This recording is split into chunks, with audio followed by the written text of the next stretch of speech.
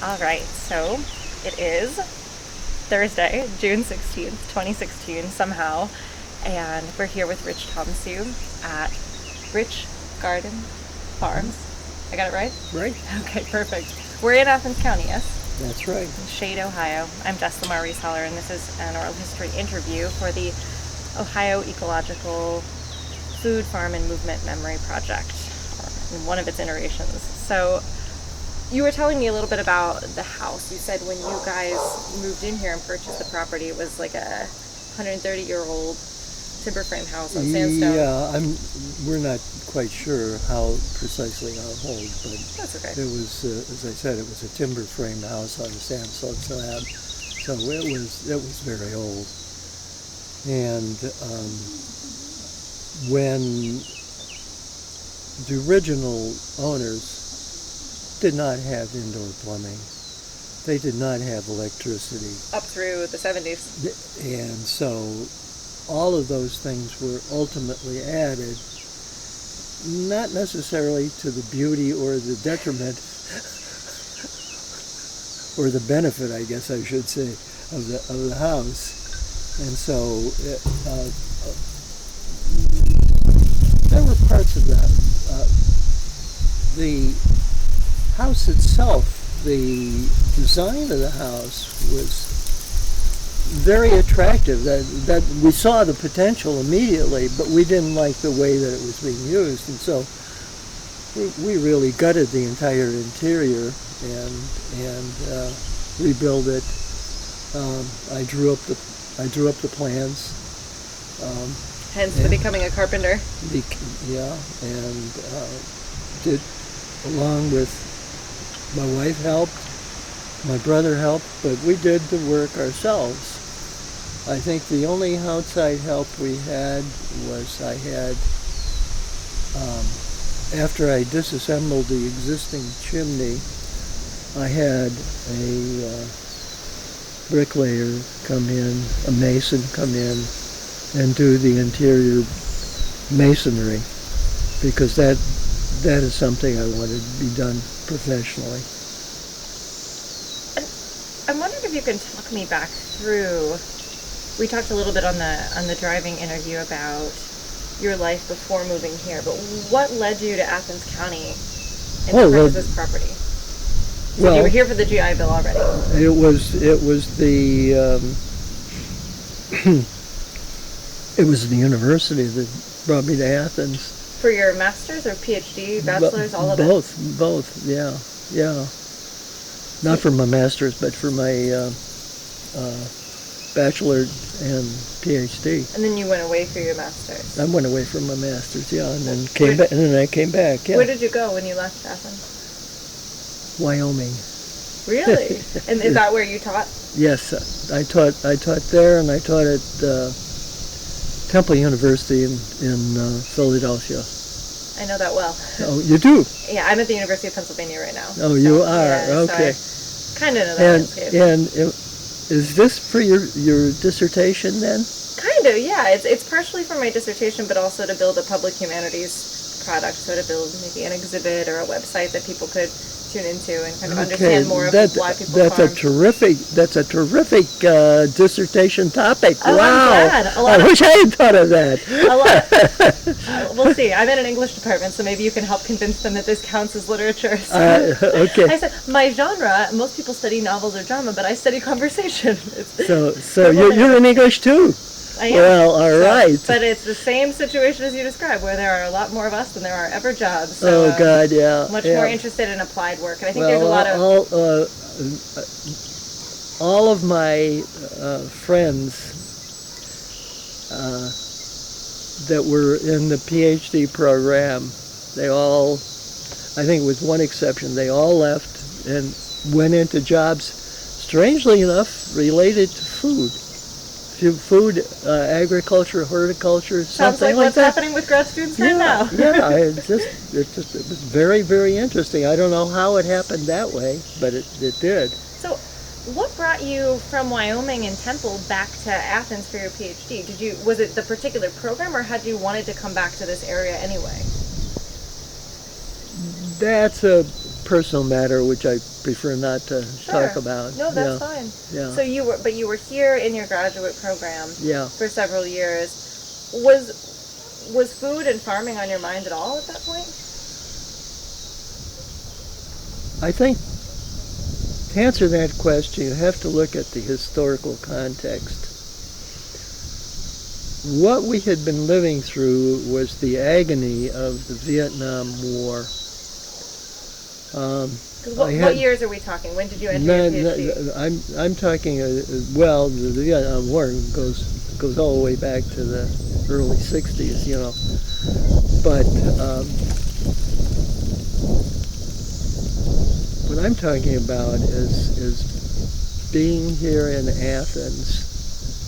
I had already committed civil disobedience during the Vietnam War in Philadelphia, or when I was working at Temple University. I'd already done that. I came back here and I was still even though I'm a veteran, I was still very angry over the misuse of military and political power. It just offended my moral and political sensitivities. I just shouldn't be doing this. And then Richard Nixon got into office, and we went through Watergate, and the political situation was just so bad. You know, the war was just dragging on and on, and it just seemed, and both my wife and I agree. What we want to do is we want to live in peace. We want to live in harmony with nature. We don't want to have anything to do with the U.S. government anymore, you know.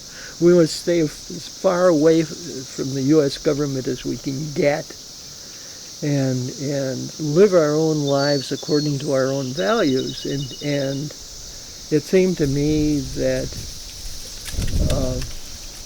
having a home in the country, growing our own food, and eventually building an occupation whereby I could sell organic food, that seemed to me to be a compatible choice with the way we were trying to live. Did you see yourselves as being a part of a movement, like the Back to the Land movement? Were there other people doing this? Oh, there were definitely other people doing it, yeah. And that happened, a lot of it happened during the Vietnam War. A lot of college students at that time just dropped out of college and left and went back to the land. Yes, absolutely. And here in Athens, you will find, you know, intensive communities, very small intensive communities, people who felt exactly the same way that my wife and I felt, and you know when I met, you know, some of the other growers here in Athens, you know, we were just brothers, you know, because we felt the same way. Did you have mentors or particular books or magazines you turned to? Oh, absolutely, yeah. Can you tell me about some of those? Sure. Since I really didn't know anything about farming, what I did was to, since I know how to read, and since I would always tell my students, you can find anything you want to know by finding a book on that topic, you know, and you can learn to do anything in life if you know how to read. And so what I did was start reading books on farming. One of the first I picked up was Organic Gardening magazine. And it was Organic Gardening magazine that persuaded me that is the way that I wanted to grow food.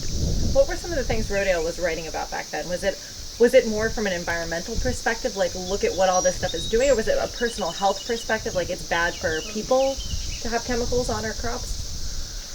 I think originally it was very individual oriented, that people wanted to know some really good information on how to grow their own food.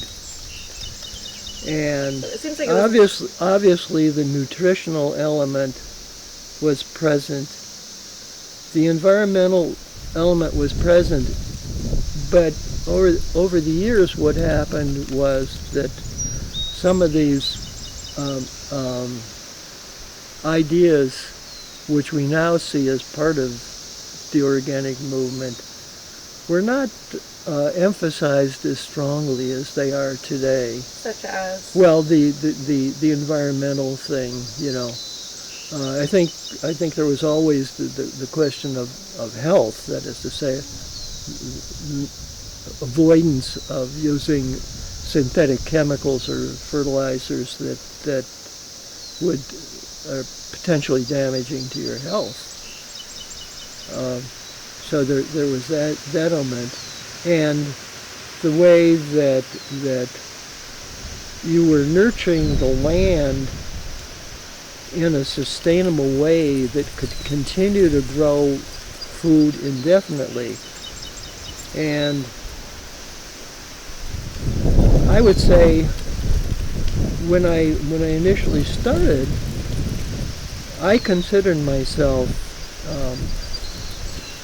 growing food sustainably and organically, and often I would use the terms interchangeably, that it was sustainable and organic, and I still feel the same way.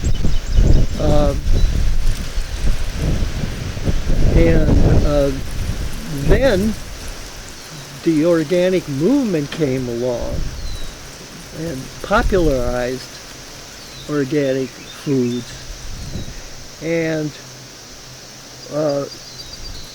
I had a great deal of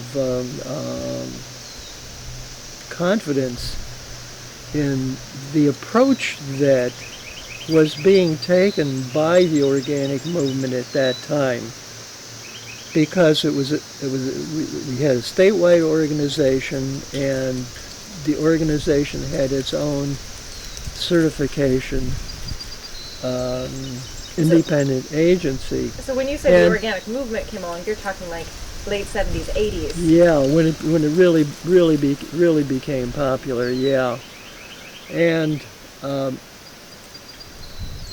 I think what was emphasized was local farms.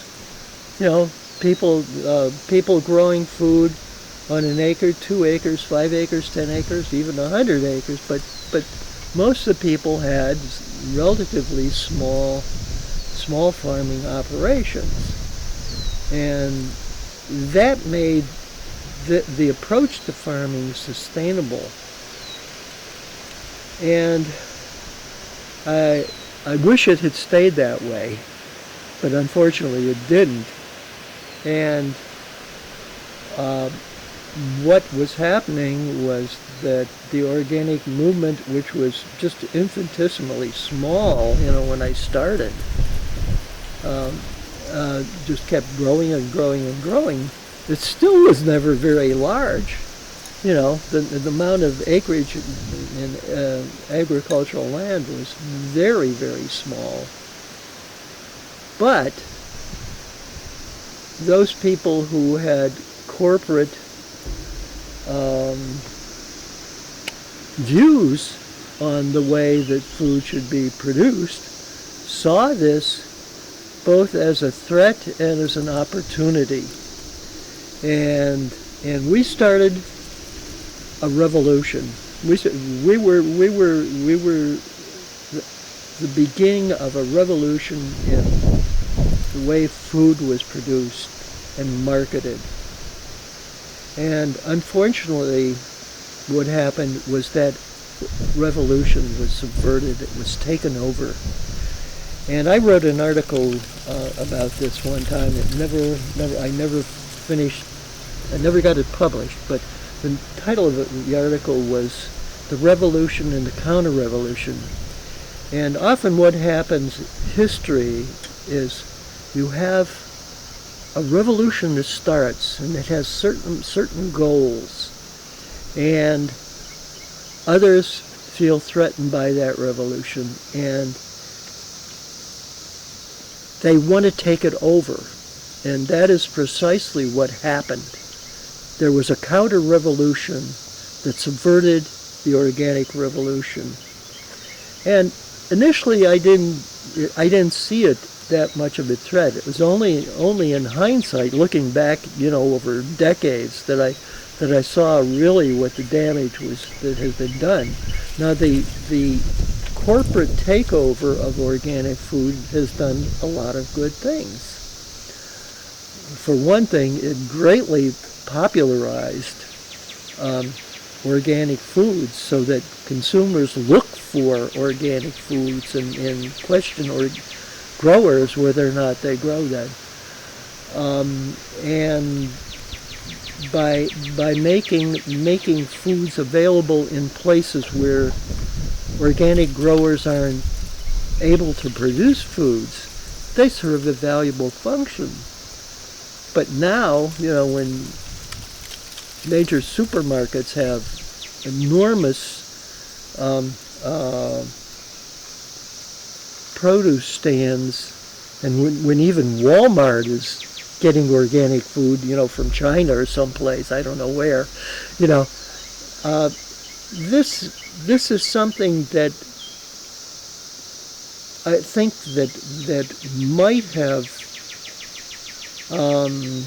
produced a much larger organic local revolution, one that's sustainable, because what we're the main limitation to the USDA organic food label is that it's not sustainable. These are mega farms, and they can't nurture their soil in a way that needs to be nurtured, that's going to last indefinitely. So it's just very kind of present practice focused and not focused and on... the other thing that happened was that when the first USDA resolution came up for congressional approval, there was a real uproar within the organic community by a lot of organic organizations. Because places like OFA had been doing their own state-level They've certification been doing for 10 years, 15 years before. Oh, yeah, I don't know how long, for a long time, yeah. And what was the uproar about? Because I'd been certified by OFA for over 10 years. So they were in existence for a longer time. The National Organic Program was what? I know the uproar was for rules and materials. Obviously, rules of production rules. Like what counts? Yeah. And if you're going to market anything, what you can use in growing it, what materials, and all of that. And so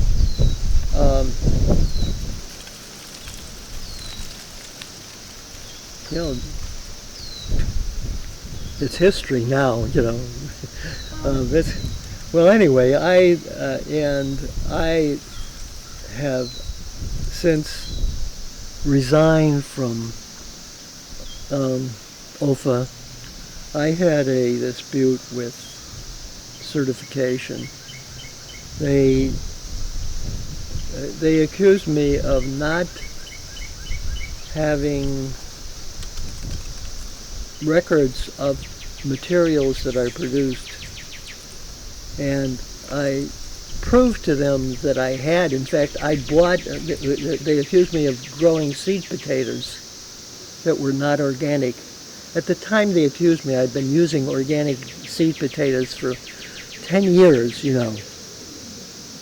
and I bought I used to buy them through a seed catalog that had organic seed potatoes, and I discovered that the president of OFA at that time bought organic seed potatoes from a company in Colorado, and he took orders for everybody in his that wanted to grow organic potatoes in his chapter. And I said, well, can I order 500 pounds of organic seed potatoes? And he said, sure. And so I did this for years. And they said, well, where's your receipt?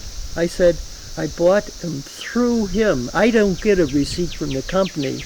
The receipt goes to this man here. And they said, you're in violation. I said, fuck you. I'm sorry. You don't repeat that. I didn't say that either. I just told him off. Delete that. I can try to write it down if you want me to. 2046. I've heard worse things on here. It's fine. Okay. You own your own experience. So. Okay. So I resigned at that point. I said, if this is what the organic movement has come to, this is where we part company. You had been pretty active in OFA. Oh, I probably have given more workshops on growing, on various aspects of organic food production and related topics than anybody in OFA. What did the network mean to you at the time before the certification? What was it? What did it do for you? I think it lent credibility to what you were selling. That was, I think, the most important. But since I had taught before, I enjoyed teaching, and I gave farm tours, and after a number of years, they started giving a sustainability award to, you've heard of it? Mm-hmm. I was the first person in Athens County to get that award. I was one of the 5th or 6th people in Ohio to get that award. You've been doing this from the beginning. Yeah. And why did teaching other people how to do what you do matter to you? Because you could have easily just been like, ha ha ha, this is mine. You try to leave a legacy, and I enjoyed teaching other students. I enjoyed teaching the people who work for me, and I had people who work for me. They don't come they come for a job. But when they start doing the job, they realize they really like it. Chris really likes it. The fellow you met just now, he really likes it. He says, well, I can't do this right away, but boy, this is something I'm going to do as soon as I can, And so you're not necessarily getting staff who are coming to you seeking to be organic farmers. No. There are other people who do that, but people generally, they know me, my reputation in part, but they want to be able to work for the summer, and they work one summer, they'll work 2 summers, and often they'll work 3 summers, sometimes 4 and 5 and 6 summers. And by the time, they work for me that long, they've served an apprenticeship, even though it didn't start as an apprenticeship. Mm-hmm. It started as labor, but I explain why we do things, what varieties we grow, and, and they learn that. And so by the time they leave, now, one of my former workers now has a farm in Colorado. She worked for me for about 3 years. Have another person who I don't know if he's actually farming right now. He worked for me for 6 years. He moved out of the area. What I've been told is he bought some land in New York. Third person who worked for me for probably 4 years or so. he bought a farm here in Athens County, and he's now a farmer here in Athens County. So and a lot of the other people are people who are in business here in one kind or another, in Athens County. So, yeah, I see that as part of my legacy, leaving that behind. Can I ask you a question that goes way back? Sure. So, I'm curious how you ate growing up. Was there something in your childhood or the way you were raised that encouraged you to connect food and health, or growing food in a sense of satisfaction? Yes. I would say that my great-grandfather came from Germany, and he lived in Indiana, and I was actually born there and lived there for a short period of time. And I always liked visiting him. And it's not that he ever taught me anything, but he became a kind of model of what a person could do, because eventually he built his own house. And he always, even though he had an outside job, he always grew his own food. He always had a big garden. And, whenever we would go there, he'd be preparing a meal. He would just get out his knife and cut something from the garden and bring it to the table, and so... And that wasn't how your parents raised your family? No. There's a contrast. No. So I have a memory of that. And it's not that I ever wanted to be like him or anything like that, but you asked me if there's anything in my background. Yeah, there's that. And my father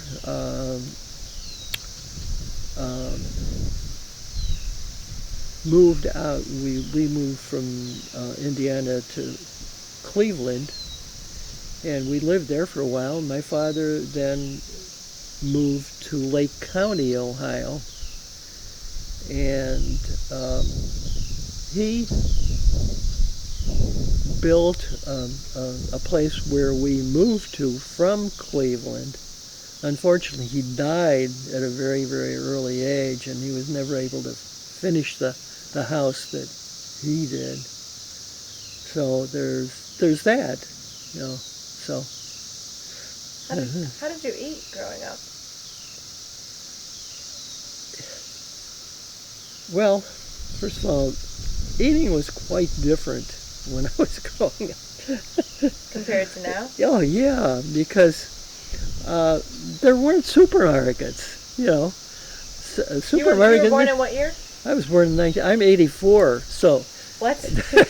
Yeah, I'm 84, so yeah.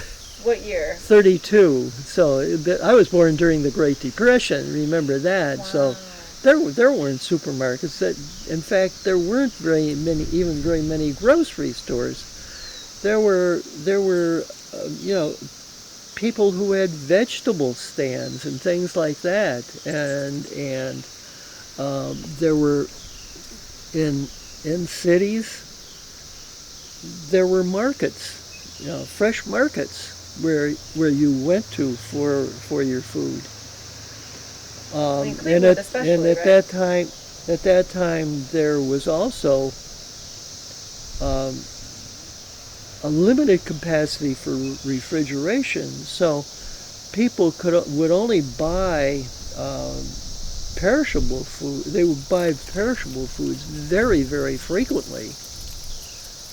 Sometimes daily, but because the things you would buy would not keep very long. A lot of fresh vegetables, things like potatoes or something like that would keep a while. And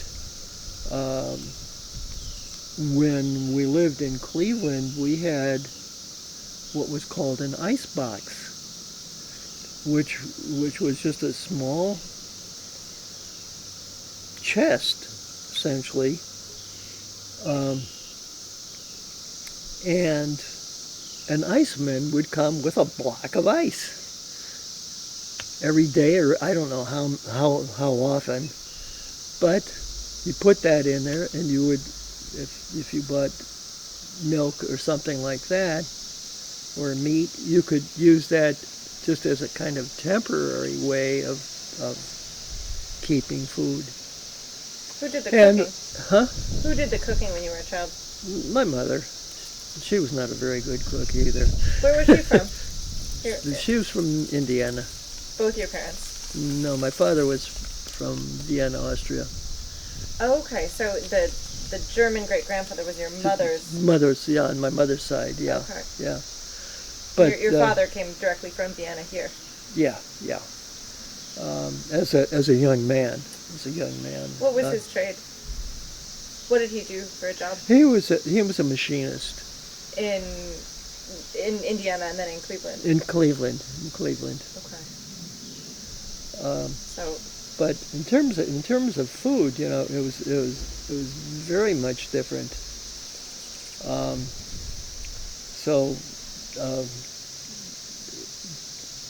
People relied more on what they could produce themselves, or buy fresh from other people who were selling it, who grew it themselves. And there were some commercial producers also.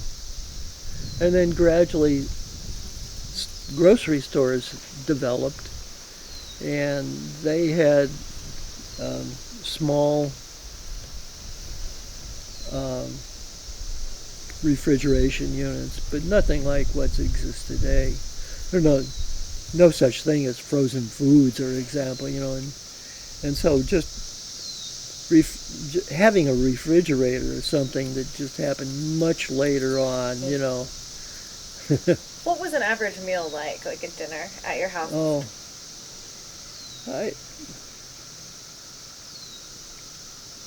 well, since my background is mainly Germanic, there was a lot of meat and potatoes.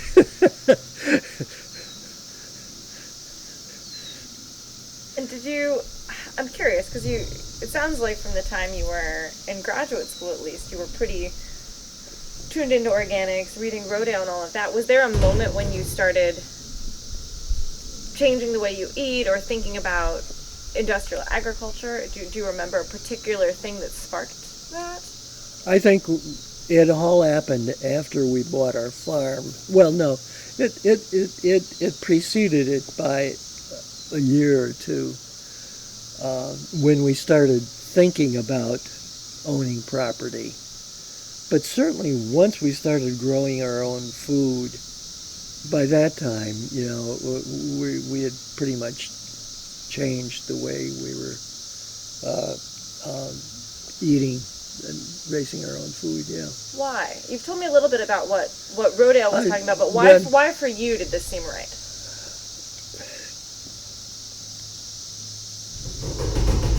Another factor is I enjoy doing everything myself insofar as I can do it. So if there's a task to be done that's important for life, for living, I want to be able to do it if it's within my capacity. So if it's necessary to build a house, okay, I'm going to do it. If it's necessary to lay bricks for landscaping, I'll learn how to lay those bricks. If it's necessary to learn plumbing, so we have plumbing or electricity, I'll learn those things. And if it's necessary for me to grow food, I'll do it. And so I guess because I come from a poor family, I'm very frugal. And so I don't like to spend money. If I can do it myself, I'll do it myself. I won't have anybody. Now, of course, if you own an automobile, you can't do any repairs yourself or anything like that, But when it comes to other things, I don't like paying anybody else to do something if I can do it myself. And if I could do all of the farm work myself, I wouldn't hire anyone either. But as I've gotten to be, over the years, 84 years old, it's necessary for me to have somebody who's stronger than I am anyway.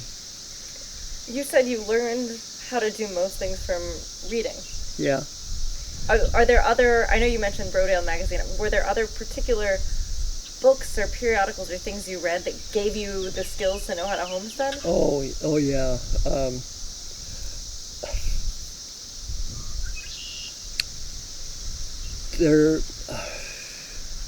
Mother Earth News was another book.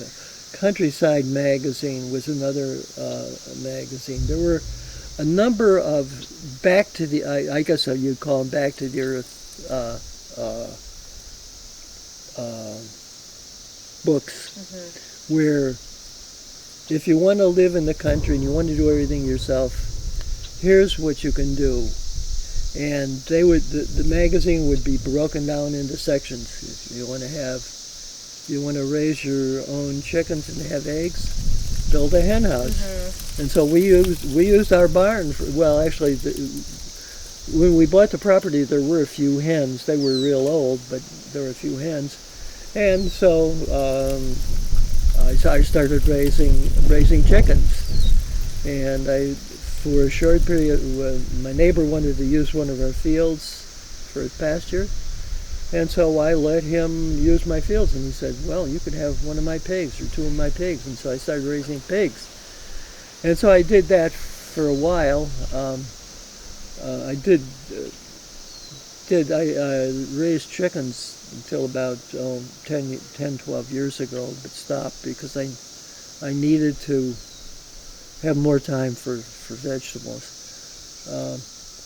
But things like that, and reading books by Wendell Berry, Gene Lodgton. I've written book reviews of probably 5 or 6 books by Gene Lodgton. He's a friend of mine now as a result of this. And many of the reviews appeared in the OFA newsletter. And I still have most of his books. They're autographed copies of his books.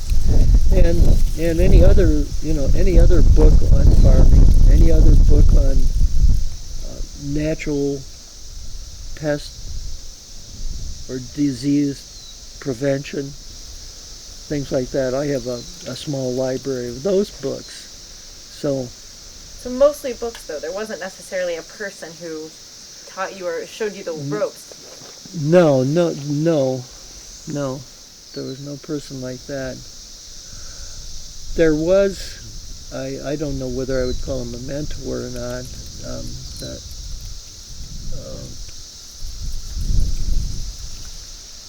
Have you read Living the Good Life? Oh, the Nearing? Scott and Helen Nearing. I don't know if I've read it. I've definitely heard mention to it. I should read it, right?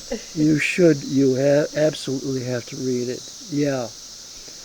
And he became an ideal because here was, for a lot of reasons, but here was this person who was also an academic. And he was opposed to World War I and wrote treatises about why the United States government had been bamboozled into starting, getting involved in a world war. And he became a radical. One of his books is The Making of a Radical. I became a radical too. I was radicalized by the Vietnam War. And I'm still a radical. I may not look like one, but I am. Yeah, you do. Yeah, I do. Okay. You do. It's your hair. Okay. Okay. Rest assured. So, But anyway, so the nearing, here's this man, and he was in middle age, and he lost his job teaching because of his radical views. But that didn't stop him from being a radical, And he continued to give speeches, and he never stopped believing, and he became a communist. And I became associated with a lot of left-wing radical organizations. Here in Athens. Not so much in Athens. Well, yeah, I when guess you were here. Yeah. And what were some of the things you believed in and were fighting for? Well, I mean, a stop to our involvement in Vietnam. Yeah, but militarism, just American militarism and the kind of imperialistic dominance that the United States was involved in it, and has just progressed now to a point where it's just, we have troops in 70 different countries all over the world. We've been fighting in Afghanistan for war longer than, I don't know, 12 or 15 years, and we're just and it's been almost the United States has stopped declaring wars, but it hasn't stopped its military intervention in countries all over the world, and it just goes on and on and on, and so we're never at peace. Talk about peace. We're not at war, so-called at war, but we are. And so it's against militarism, but it's also against the type of centralization of economic power in the United States that is misused. And so what that has resulted in is a handful of people who are richer than about half the people in the United States, and there's no way of essentially applying pressure legally to change the kind of economic power that exists. So those are two of the things that I'm fighting for. So localizing and doing it yourself was a direct response to that second one. Yeah. If we could expand beyond that, the third thing, and I would say over the last 5 to 10 years, this has been probably the most important. Environmentalism. For you personally? Yes, well, personally and for the planet, that I'm not sure, well, I know we cannot survive the way that we're living today. There's just no question. And I have written articles. I've published, incidentally, between 50 and 100 articles on various topics. A lot of them are political or economic. That's the radicalism coming out. But more recently, many of the much of what I've been protesting against and what I've been writing about is environmentalism. And what we're seeing is the confluence of a number of different factors. Number one is population growth. When I was a child, I don't know, there were 3 or 4 million people living in, and now we're approaching, I think it's 8 billion people living in the world today. We're if it's not 8 million, we're close to it. And what used to take centuries to produce a change in population is now being done in a decade, or sometimes even in a year or two. And that, what we have to realize, and this has nothing to do with individual human life, which I strongly believe in, but each human being needs water, needs land, or at least a place to live, needs food, often will need transportation, needs energy. And all of these things are our ability, we are using up, we're depleting all of our sources of the very things that we need to survive. And there's simply no way that we can continue this way. And at the same time, we're making the world ugly and uninhabitable. You know, and it just, I mean, the changes in temperature alone is going to make the world very uninhabitable, just by the heat that is being caused, rise in sea levels, which is going to change the topography of numerous countries, some of which, including the United States, are parts of which are underwater. It's going to involve the dislocations of many people. Some countries will just disappear, you know, south in the Pacific are going to disappear completely. And our capacity to, you know, I'm interested in producing food so that people live a healthy life. We're not going to be able to do that. There's just no way. At the same time that more mouths are getting bigger, the land that is needed to feed them is shrinking. The water that is needed to quench their thirst, that is diminishing. And the land that is needed for people to live healthy lives, that is being depleted. And we're creating, and you know, our landscape is just getting uglier and uglier, and we're creating a world where no one would want to live. You know, I mean, I mean, parts of New Jersey are just nothing but metropolitan.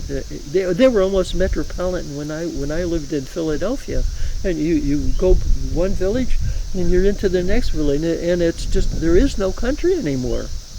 It's gone. You know, it's all urbanized. And so the only places that are left are the deserts, and the deserts are going to get even more deserty because they have no water, and the globe is getting hotter. You know, and so where are people going to live? And 1/5 to, I don't know, a quarter of the people are right now are malnourished. They don't have enough to eat now. What is it going to be like 10 years from now? You know, and people are still getting born. Is this sort of small scale organic farming that you do part of the solution, a form of activism? Do you think of it that way, or no? Or is this too big of a problem for? No, it's too big of a problem. I think if the organic movement is part of a national environmental movement, it can be, but by itself, no. It can be personal salvation or community salvation. But And unfortunately, the fact is,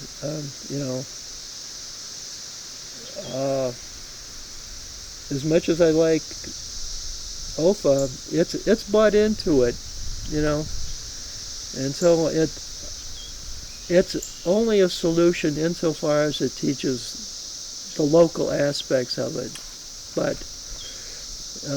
it's still part of a national movement, I don't know. You're saying we need a national, like a much more grassroots national movement? We definitely need, because I think environmentalists also tend to be anti-material, militaristic, anti-materialistic, and so they have the economic and political and social, and they also believe in community, and they have the social views. So what we need is a political movement, a national political movement that encompasses all of the things I've been talking about, that would provide an umbrella for those people who say, look, we cannot go on as we have. Mm-hmm. We've got to change. And we need a government that will not be controlled by the richest people in the United States. As long as the Democratic Party and the Republican Party are owned by the richest people in the United States, we're never going to change. We're never going to change. So I'm sorry. I'm curious how stewarding this particular piece of land has changed you over the years. I don't know if it's given you hope, or maybe it's that personal salvation that doesn't address the bigger thing, but I'm curious if you could speak about the place and connection to the place.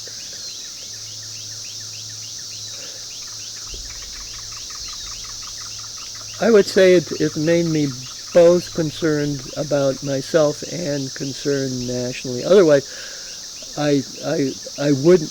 I've been arrested 3 times for committed civil disobedience. I'll tell you right now. Are we talking protests or? And protests, yes, where I said I don't believe in this. I'm willing to be arrested and pay my fine and whatever, but as an act of conscience, I can't do it. I can't support this. And I'm willing to do this tomorrow if we can get a group, as part of a group. It's always part of a group. I'm not interested in calling attention to myself just by, having a sign, sitting down in the middle of Court Street, which I've done and gotten arrested. Yeah. So, but that's what is needed. And although I've written few articles over the last 3 or 4 years, over the years I've written a great deal, and so my interest has been both individually, locally, in terms of the community, and nationally. What is going on? What are the important issues? And trying to express that to the public. I do have somewhat of a reputation for that, as well as other things. Has this particular place, this homestead, changed your life at all? Having a place since the 70s all the way to now, and working it every year. Oh yeah, because it has made me realize that there is a way of living other than for a job where you're trying to make money, get a house payment or pay your bills or buy a car or something like that, or to get ahead in the world. My income right now is below the poverty level, but that doesn't stop me. How did you buy it originally? Well, my wife owned a house in Athens, and so we had the proceeds from that, and she continued to work while I farmed. So I did the work on the house and the farming and all of that, and she provided the income, and that I think is true for It's not just for me. I would say that has been, from what I could see, what has happened to anybody who's involved in the kind of agriculture that we've been involved in. You need someone else. One person, usually one person has an off the site job that provides the money, and the other person does the other work. Or in some cases, the person who does the farming also works off the job, but boy, cannot do very much. I know some people who do that, but that is really hard. So when you moved here, you intended that you would not have an off-farm job. This was the goal. No, I did have a few off-farm jobs, but they didn't amount to much. Can you talk me through the process from this being a subsistence homestead to suddenly selling at markets and being a part of a local food system? Yes. What was that journey? The journey was one in which I discovered that I was good at what I was doing. I'm sorry to be so modest, but go for it. Keep your interview. But I was really good at it. I had these books, and I was doing something that nobody else was doing really in Athens. Which is funny because we think of this as such a local foods capital now. But in terms of the emphasis that I was placing on the quality of the food, because I was eating it myself and all that, and the appearance of the food. The people would take photographs of the food, and and once you got a customer doing that, and just buying it, and so I was responsible for growing most of the things that are now popular in Athens. How long did it take you to go from growing your own stuff to growing surplus and figuring out how to market it? I don't know. Like 10 years? No, 2 years? no. Just a couple years, 5 years maybe. You moved here, you said, what year? Pardon? What year did you move here? 70? We didn't move here until actually we completed the house. Were completed nearly. So it was late. It was in the 80s by the time we moved here. But shortly after that, I started.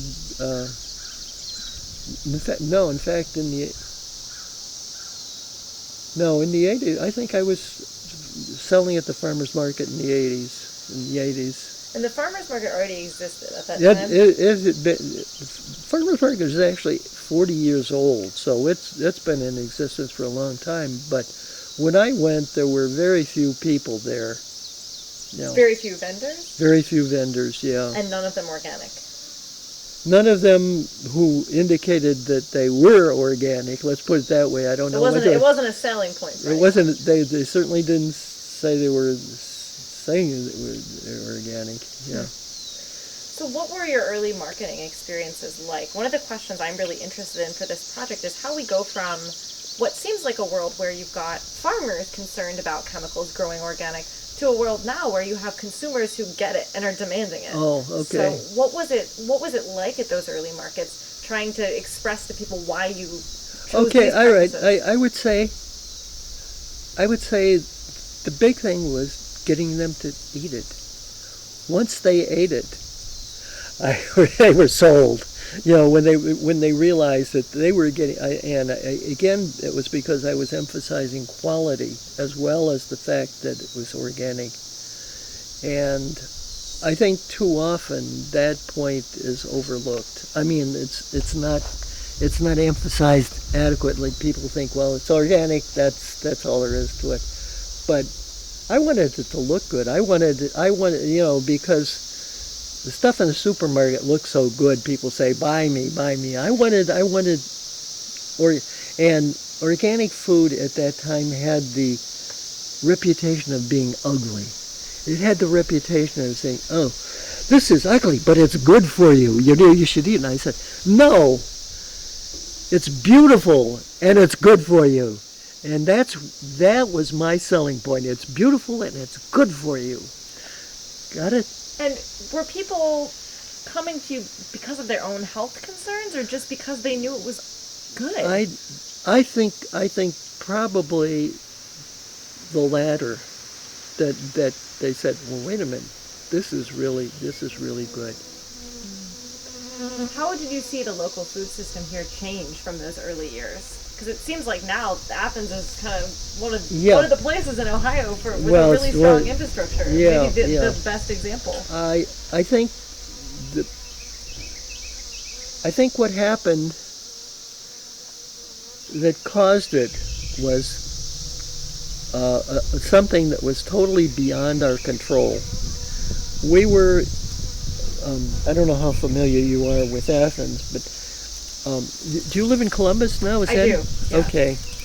But you lived here at one time, or no? My brother's partner's from here, and I come through a lot on the way out to the East Coast. But I've never lived here, so fill me in. All right. Yeah, assume I know nothing. Okay, all right. Well, what happened over the years? And I'm talking going back to '55 when I first came here.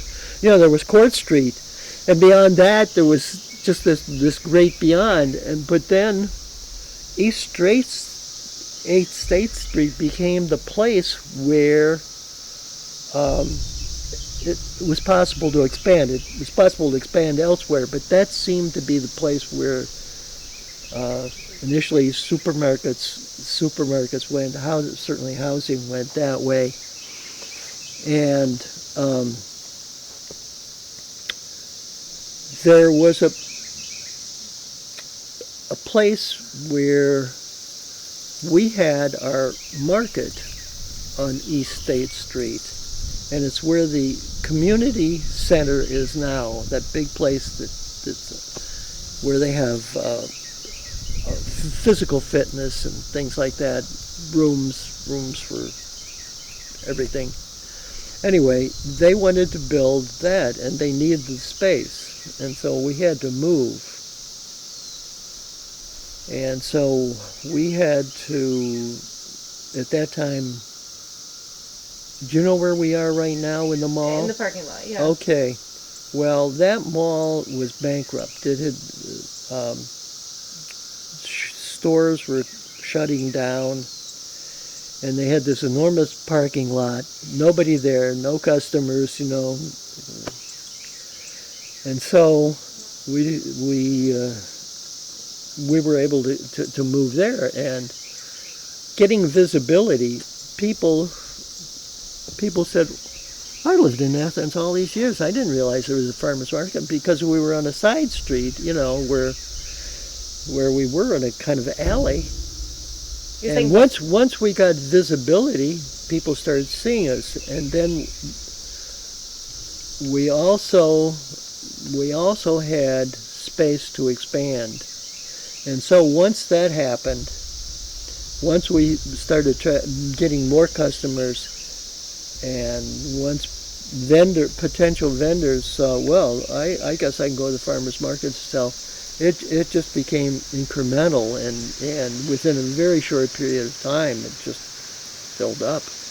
And how early were local restaurants here in Athens County seeking out local food? Was that something that kind of happened at the same time? It happened very early. In fact, there were some vendors that relied predominantly on. There was at least one vendor that relied predominantly on restaurants and supermarkets. I grew, at one time I grew for private local supermarkets, but a lot of the supermarkets now are corporate controlled. They don't want that. So anyway, so yeah, there, and that happened. That actually preceded it, and eventually, I think the word spread, and more restaurants, enlightened restaurants, because new restaurants keep popping up all the time, and so they keep, wanting to buy local food. A lot of them want to buy local food. Some of them do, some of them don't. Depends on a lot on the menu and the chef.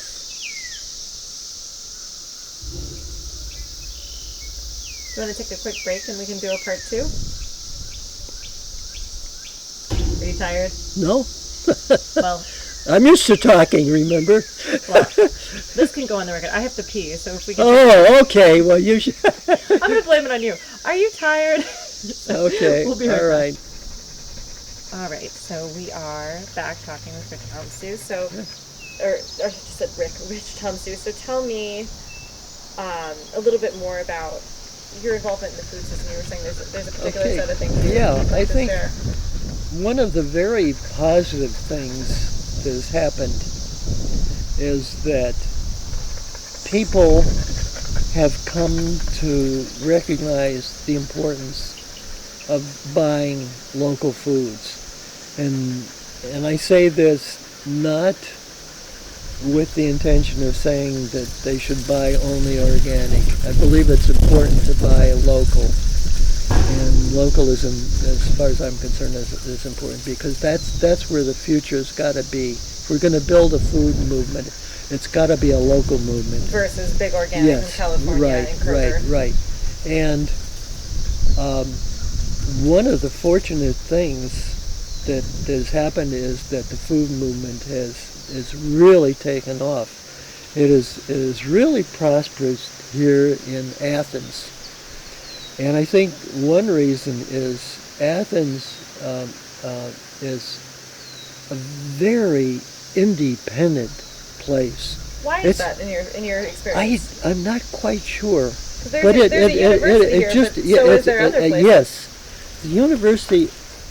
Often the university is the attraction, because when you get education, you get people who think more for themselves rather than being brainwashed into thinking certain ways.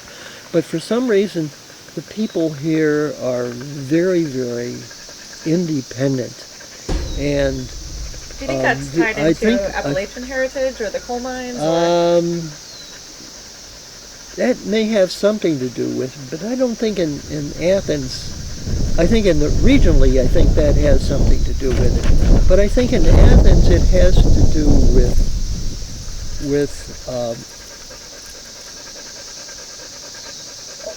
all of the various independent ways there are of making a living. And the arts are flourish in Athens. We have all different kinds of artists. Wood, paint, ceramics, whatever, and wherever you have arts, you generally tend to have independent people.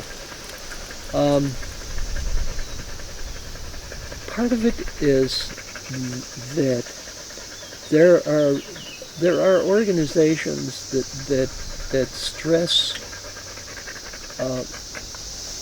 peaceful ways of resolving things. UCM, United Campus Ministry, is essentially a non-denominational organization, but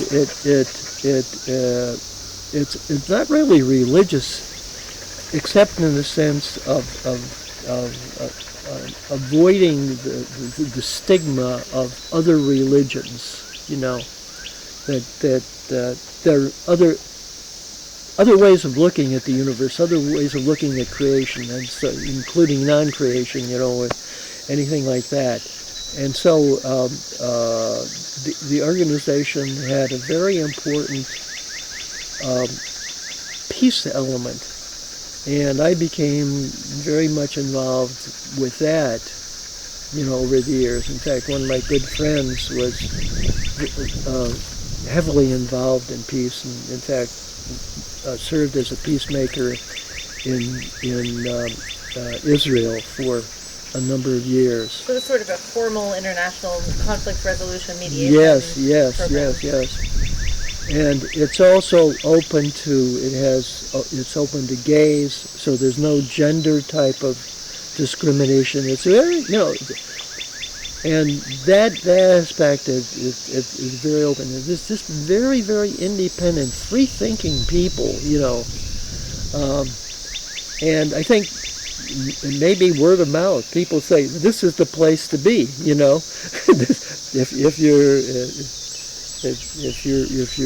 that kind of a person, I think over the years, I think this has had an effect. So it's that, and we have in terms of food, we have one of the best markets in the United States, considering the size of the community and the number of vendors. It's just amazing. We're nationally recognized as one of the best west in the country. So, but I'm glad to see that is happening everywhere, and we were talking about, other ways of looking at things, and this is one positive thing that I have to mention, because at a time when most farmers are like myself, they're aging, they own land, their family doesn't want to continue to farm. They've got all this land. They can't make any money, and many of them can't make any money, but the land is worth money. And some of them are just selling it because that's, although farming is not particularly financially good option, having the land is a source of income.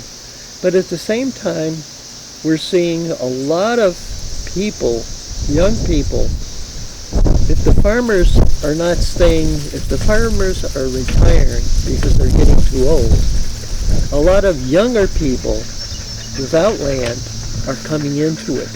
I was wondering if that happened here. That is definitely happening here. And so that is one way of moving toward a positive future. Do you have young people you worked with in terms of apprentices, or folks you think of maybe heirs to your farm, or to come aboard with you? No, I don't do that, because I feel I would be obligated to set up a fairly strict educational routine to do it. People learn pretty much by doing here. But I'm saying you don't necessarily. They learn, but it's just a result of working. They learn.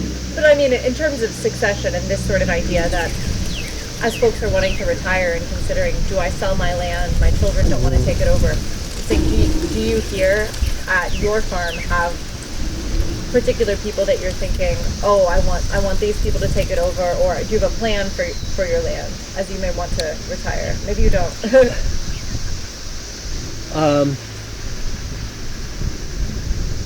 That's a difficult question. You don't have to answer if it's the kind you don't want to talk about. Because I feel strongly that the land should be productive.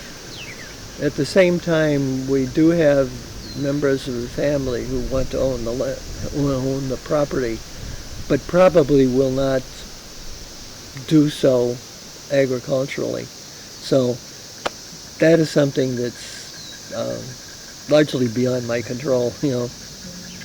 Sorry. No, that's fine. I was wondering, actually, we didn't get to talk about this much in this interview, but the moment in your life transitioning from coming home from Korea and the Mediterranean to taking up English as a subject of study. I was curious what your trajectory in your career studying literature was like, and how, if at all, it connects to what you're doing now. It doesn't have to. I know you said you went on to, you were pursuing a PhD at the time when you did this. No, when I was just getting an education. When I came here, it was just to get an education, because I love learning. You were in a PhD program? No, I was just in a bachelor's program. Okay. I was in, and as a matter of fact, I was uncertain about what I wanted to do. I had considered of course, a job in business of one kind or another, a professional job of one kind or another. And so I took courses in business law and accounting and a lot of courses in economics. That's partly where I learned economics. I took all of that, but at the same took I took a liberal arts education. But by the time it was at the end of my sophomore year, I didn't have to.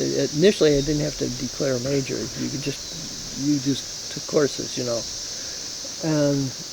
But by the time I got to be a junior, you had to declare a major, which means there were certain courses that you had to take to fulfill it. You couldn't just take courses here and there. The fact that I like fine arts or something like that wouldn't necessarily mean that I could do it, you know, at some point in time. So I had to make a choice, and it was an agonizing choice because I loved literature. I loved learning just of all kinds. But I still had to think, what am I going to do when I graduate? And I couldn't make up my mind. And so I dropped out of school for a year. And then what did you do? Well, I got a job I don't know, it was a job for Railway Express, just moving packages of stuff like back and forth. And it persuaded me that that's not something I wanted to do. And so I went back to school and I said, I'm going to be an English major. I don't care if I don't make any money. I'm not going to be a business lawyer or an accountant or an executive. The hell with it. And what about English literature appealed? The humanity.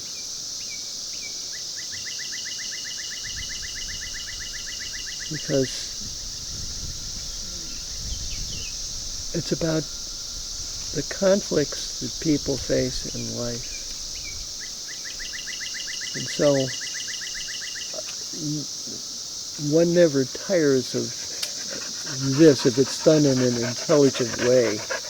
I'm not talking about like a TV, serial or anything like that. But that's what that. You went on to pursue graduate degrees. Yeah, in English. Yeah. Well, Thinking you'd be a professor. No, I just I teaching was part of the fellowship. So I said, okay, well, I can do this too. I wasn't necessarily that I wanted to do it, but I can do it. And so it was after that I said, okay, well, this is it. I'm going to be an English professor. But your PhD work was in Philadelphia, in Wyoming? It was in part of it in Philadelphia and here at OU. Okay. And here I completed my all of the coursework and the PhD exams and all of that. Everything except the dissertation. I didn't write that. What were you focused on? Oh, well, American Dream. That was what your dissertation would have been on? Yeah, it's American Dream. It's just And you were involved in what you'd consider, radical action in those days at the same time. This was when a lot of your civil disobedience was going on and that kind of thing? Most of the civil disobedience took place after, when I was involved in farming, not in college. Okay. So, I'm just wondering if you could tell me a little bit more about what's kept you doing this. over the years? And part two is how running a farm and a homestead like this has affected your own health and your own life. Because I would not have guessed you were 84. Well, I will say I that. I think it's affected my health in a very beneficial way. Not to say that I don't have health problems, because I do. But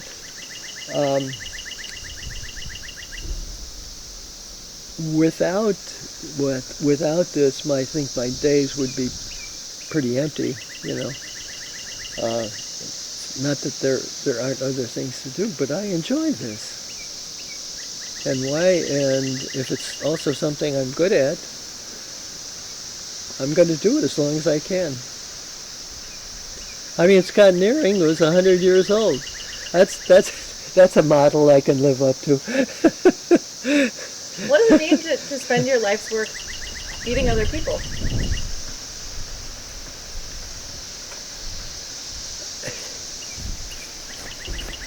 It's a big responsibility in some ways, right? Well,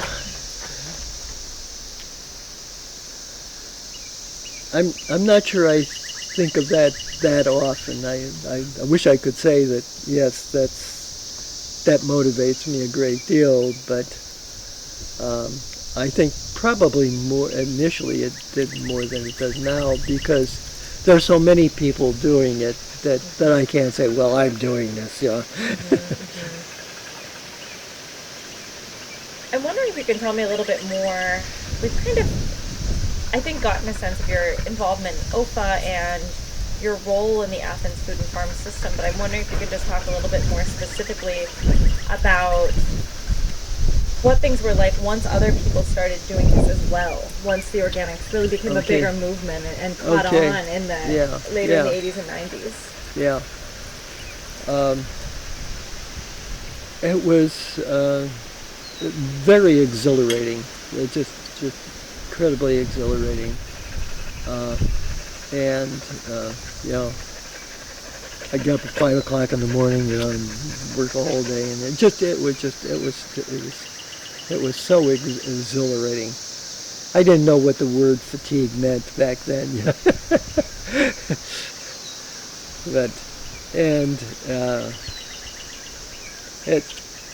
it was nice because there were so many people coming in, and the market was growing, and there were so many other good things that were available that were not available at one time.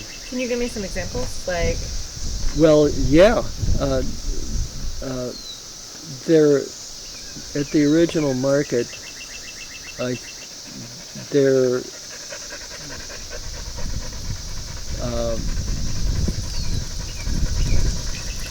would say there was less focus on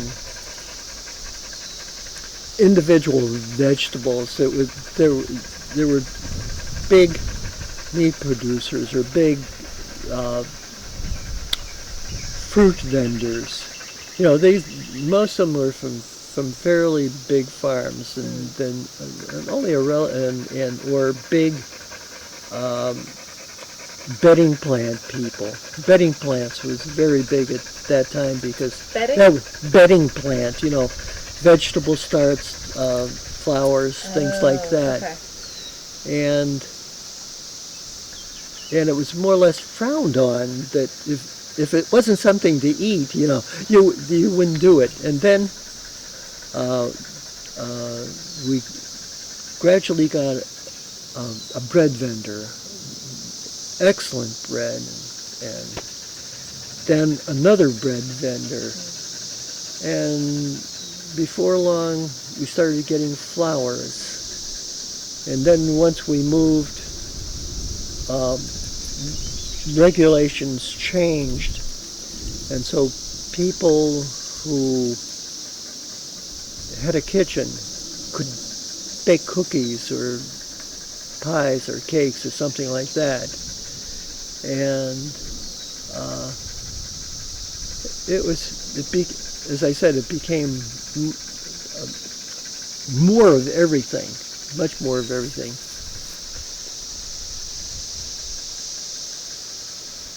Do you have particular relationships with consumers that you've remembered across the years? Do I have consumers I can remember? Yeah, I just Oh, didn't know if yeah. there were any particular relationships that developed out of you growing and selling at market that are memorable. Oh, yes, I think there are a number of those. There was one woman, for example, who used to buy from me for a long time. She said, "Well, I'm going to tell my friends about you." And it turned out she was a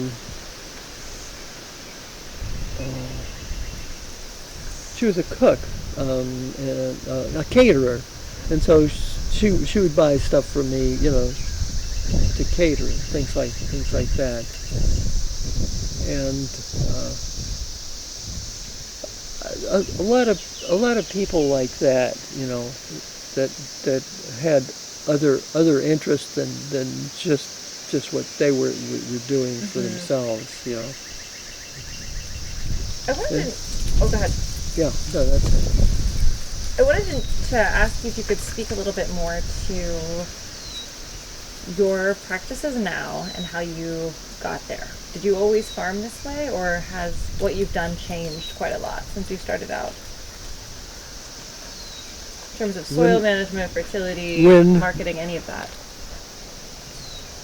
I would say the biggest change took place when I realized that I would have to mechanize my farming if I was going to produce more. That was the biggest change. Because I when I started out, I used only hand tools and only myself, so that a shovel and a rake and a pitchfork, things like that. And one of the biggest expenses I had, was buying a pickup truck, because I didn't have something to haul things with. So I finally bought a used pickup truck. It's an old beat-up truck that I used for a long time, because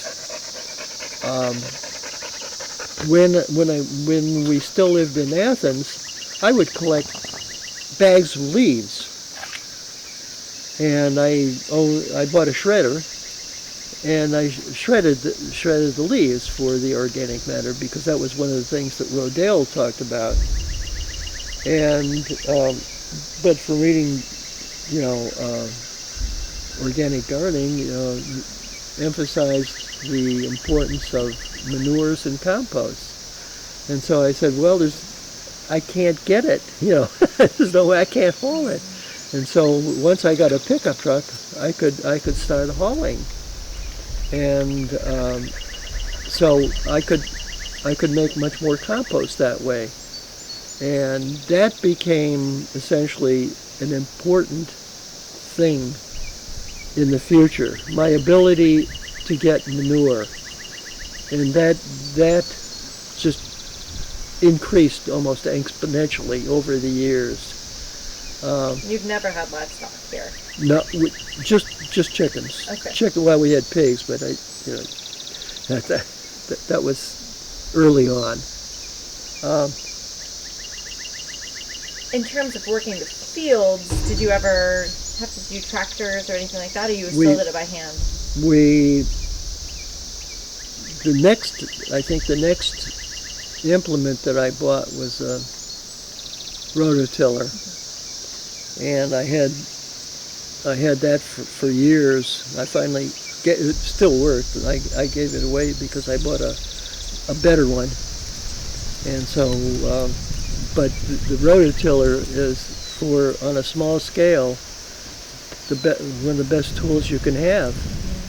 And in the garden, for example, it's just a shovel or a rototiller. That's it. And how did you land on raised beds as a preferred option? Just, again, by reading about them. And it was in organic farming.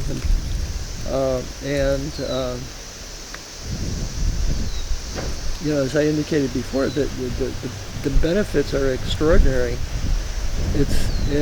the beds don't have to be wood frame, but framing helps. So I have both, framed and unframed. And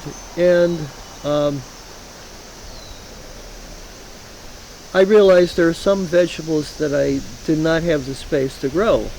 Such as? Well, I couldn't grow potatoes because they take up a lot of space. And I wanted to grow asparagus. And so at that point,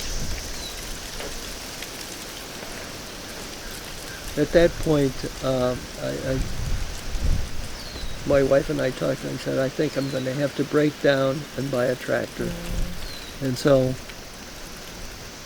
we bought a tractor, and it came with a tilling attachment and a bush hog. And I've been using that ever since. That thing is, I don't know, 10, 20, it's a quarter of a century old. So I've had that one. But it enabled me to go from a quarter of an acre to 1, 2, 3 acres or more as soon as I got the tractor. And that's the maximum you've ever farmed, about 3? 3 to 4, yeah. Has it been a sustainable business, a sustainable enterprise for you? Your family? It's been sustainable. I don't know that it's necessarily been profitable. So the two are different. Because what I discovered was that the tractor, the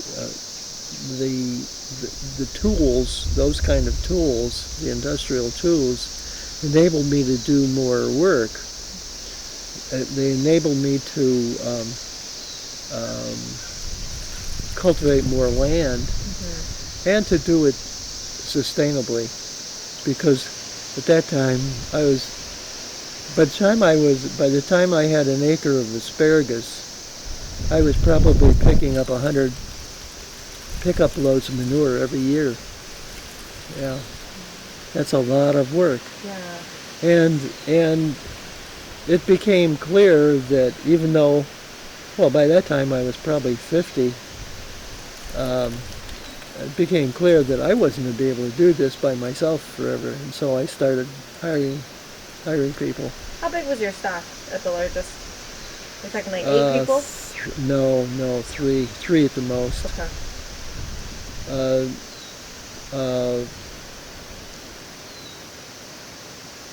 Most years it's been one or two, sometimes 3.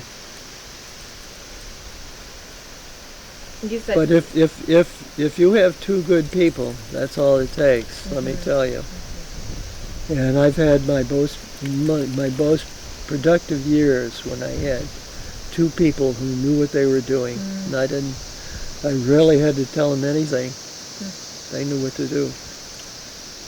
And you said you're not necessarily getting folks coming to work who are wanting to be apprentices or wanting to be organic farmers. It's people looking for work who develop a knack for it or don't. Yeah. I would say they probably have interests that are compatible with mine, though. And so there's no conflict.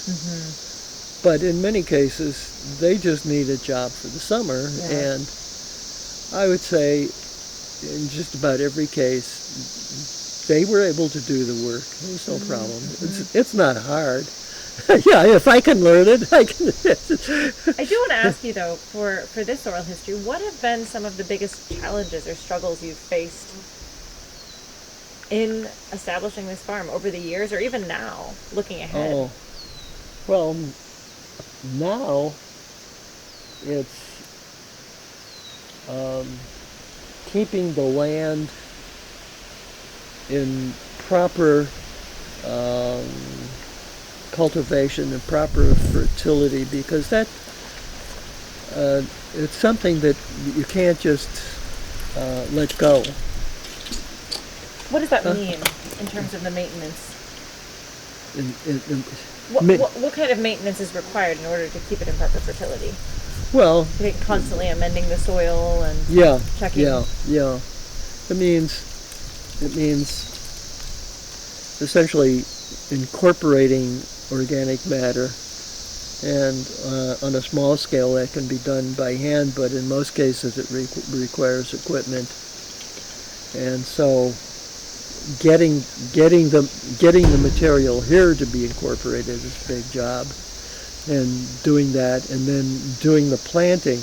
I would say the biggest challenge in recent years has been getting our garlic crop in, because I have developed a reputation of growing the best garlic in southeastern Ohio, and so my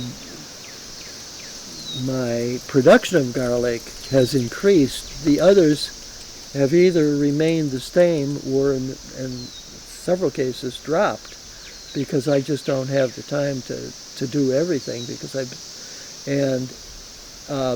garlic is a good crop in one sense, in that for most of the year you don't have to do hardly anything. But at two times of the year it requires a great deal of work. And one of the times is when it's planted, and the other time is when it's harvested, and then you're really busy. So the life cycle of a garlic is you plant cloves in the fall? That's correct. And then they look like this because they've gone through almost 6 months, right, or more than that, right? Yeah, right. And then you harvest again at the end of the year cycle, or longer? No, I've already harvested some of the ones that are a little immature, because I wanted to have some for market. I've got about 200 that I'm going to sell on Saturday. Is that green garlic? No, that's something. Green garlic is something else. It's a garlic substitute, really. I see. So these will be done by November out of the field. Oh no, these will be done in 2 weeks. The ones in the garden here will be done in 2 weeks. And they grow through the winter. It grows through the winter, but these are almost ready to come out. I've already taken out one row. You saw that one row that was empty there that was full of garlic. I took it out because I wanted to plant the peppers there. And how long does it take to dry and get ready to sell? You said you sell some of it fresh. I sell some of it fresh. It takes roughly a month to cure, but I don't wait in terms of selling it, because it can be eaten right away. Yeah, so what does curing mean? The curing means that you're evaporating the moisture that's in the head of garlic, so that it will keep for a long period of time. When it's fresh, it doesn't have that capacity. But it's still good to eat. It's still good to eat. Still very good to eat. Are there other challenges going forward that you are concerned about? Yeah. Now, last year I had 2 people working for me. This year I have only 1. So having people to work for me in the future is a challenge. And is that just a lack of people being willing to do the work? Oh, no, it's just that people, now Chris has been working for me for 3 or 4 years, but he's a young man. He's got his own life, and when I had one fellow named Phil, he was like a son to me, but after 6 years I said, you've got to get on with your life. You've got to decide, what it is that you want. You can't work for, I don't have a place for you for the rest of your life, And so I'm aware of that when people start working for me. I know they're going to leave, and it's only a question of whether they're going to leave after one summer or whether they're going to stay for 2, 3, 4, 5 years. And so I know that. So it becomes a challenge because the people are temporary. This is not a full-time job. I mean, not full-time in the sense it's not a career job here. It could be a career job someplace else, but not here. Not here because the land just can't support. Well, It's your family farm. Yeah. Yeah. What about That they wouldn't make enough money at it. You know, they couldn't do it, and it would be unfair to them. I don't want to do that. what about climate change and environmental change? Do you worry about that in terms of its effects on your farm in your lifetime? No, because I think it's going to happen, but it probably will not greatly affect me. It will affect me. It has already affected me. You know, I mean, I've seen that because the weather is so unpredictable. So this is unusual this season compared to what you've seen. Yeah. So I'm not worried about it personally, you know, in terms of myself, but I am worried about it, you know, and for the future of the planet.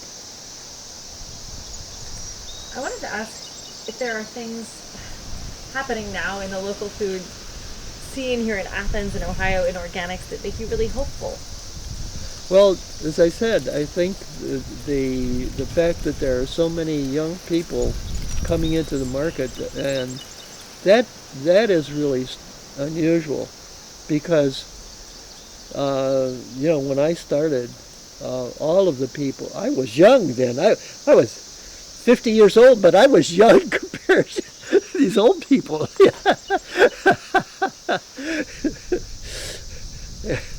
Yeah. So it was just unusual. Now I'm of course the oldest person there, but there are so many young people, you know, and people are retiring. Is there anything you haven't gotten to share that you'd like to have on this record?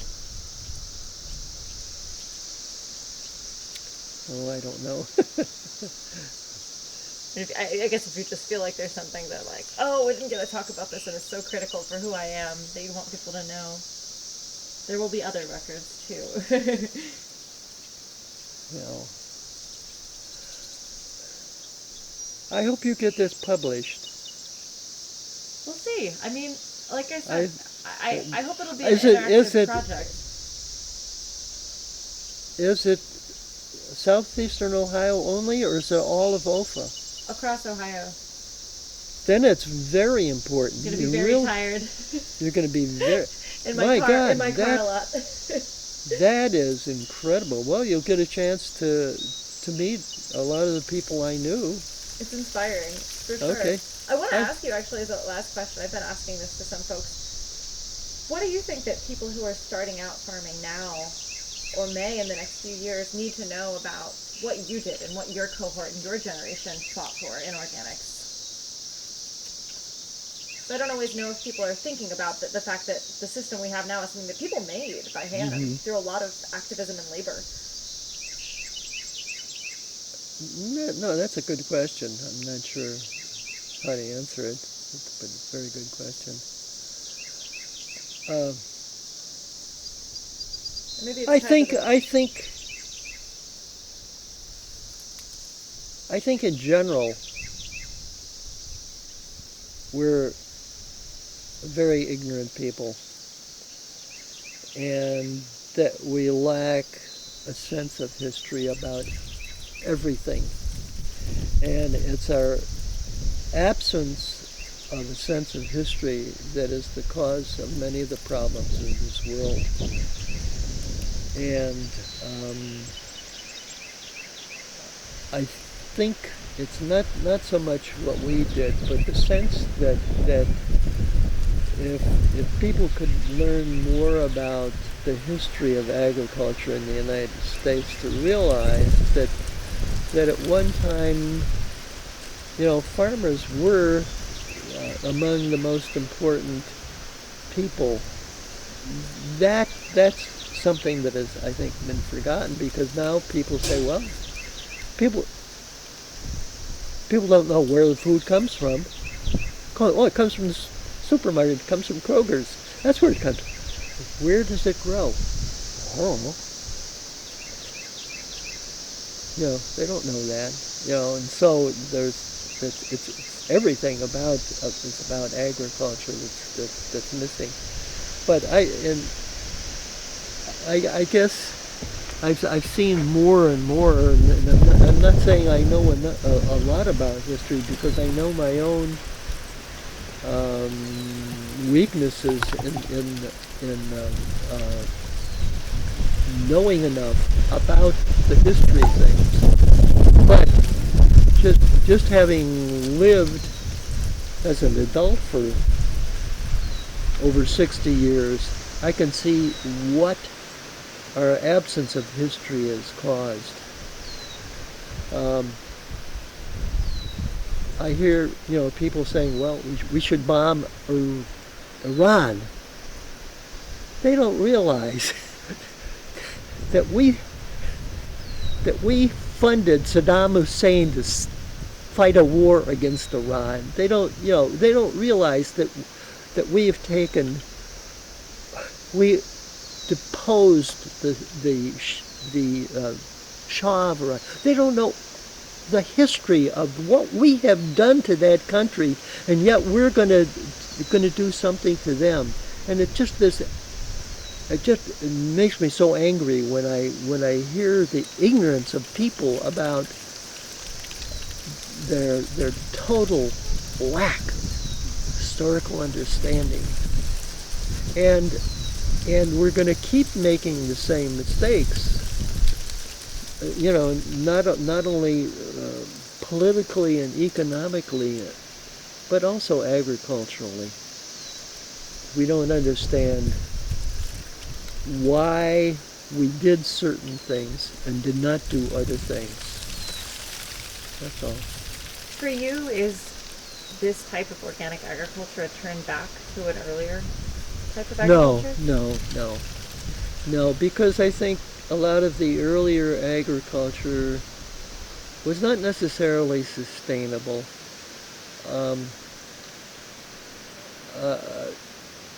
I think what they avoided was the industrialization of agriculture, though, and the chemicalization of agriculture. Those are the two things that have ruined agriculture right there. As soon as we started introducing the type of machinery that made farmers obsolete, essentially, and turned farmers into chemists, knowing which chemical to use, that was a turning point. And that happened after, largely, it had its precursors prior to World War II, but it happened after World War II. And that's, if you've read Gene Lodge, you ought to read a book called You Can Go Home Again by Gene Lodge. And I interviewed it. I wrote a review of that for the Ohio University Press. It was published in the OFA newsletter. That is really an important book, because it describes a journey that he made. And here again, here's another person who I really have a great deal of respect for, because he started out as a farmer and he said, well, I don't know, my farmer had bad luck. He got big after World War II and wanted to make some money, and had a whole life ahead of him, and then came back to the soil. You can go home again. If you had to do it all over again, would you do what you've done with your life? at the farm? Probably not. Well, right from the beginning? No. All right, from when you bought this land. Yes, absolutely, absolutely. Is there anything else you'd like to share? No, Well, thank you so much for thank you. helping me out and for sharing your story. Okay. Again, we're talking with Rich Tomsu here at Rich Garden Farms? Rich Yeah. Gardens Farm? No, Rich Garden Farm? Rich Gardens Farm. Okay. That's a pun on rich. But I'm not rich. That's just my name. The soil is rich. The soil is rich. The I garden is rich, but I'm not. I had an uncle named Rich growing up, and dessert would get called Rich, and wealthy people were rich, and my uncle was rich, and it was very confusing to me. Okay. But thank you so much. Once again, Okay. this is for the Ohio Ecological Food, Farm, and Movement Memory Project. I'm Jess Lamar Reece Holler, and it is Thursday, June 16th, 2016.